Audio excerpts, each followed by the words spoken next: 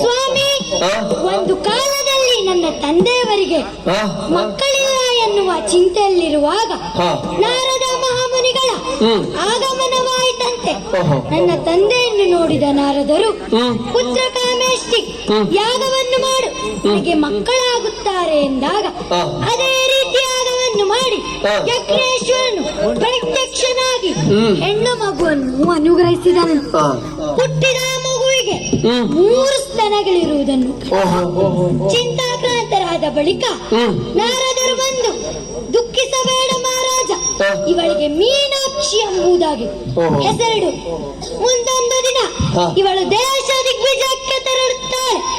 ಎಲ್ಲಾ ಅರಸು ಮಕ್ಕಳನ್ನು ಗೆಲ್ಲುವ ಇವಳು ಯಾರ ಮುಂಗಡೆ ಇವಳ 3ನೇ ಸ್ತನ ಅವರೇ ಇವಳಿಗೆ ಪತಿಯಾಗುತ್ತಾರೆ ಎಂದು ಹೇಳಿ ತೆರಳಿದರಂತೆ.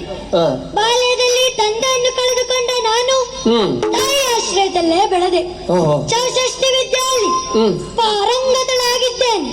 ನನಗೀಗ ವರ್ಷವೆಷ್ಟು?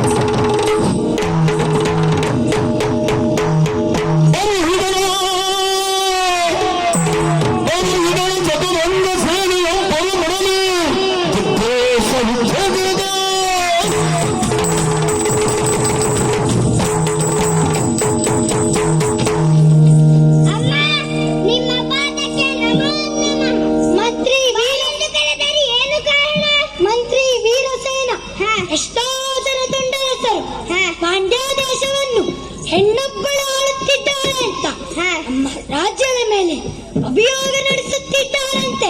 ಹಾಗಾಗಿ ನಾವು ದೇಶ ದಿಗ್ವಿಜಯಕ್ಕೆ ತೆರಳಲೇಬೇಕು. ಎಲ್ಲಾ ಅರಸರನ್ನು ಗೆದ್ದು ಕಪ್ಪ ಕಾಣಿಕೆಯನ್ನು ಪಡೆಯಲೇಬೇಕು. ನಿಮ್ಮ ಅಭಿಪ್ರಾಯವೇನು ಅಮ್ಮ?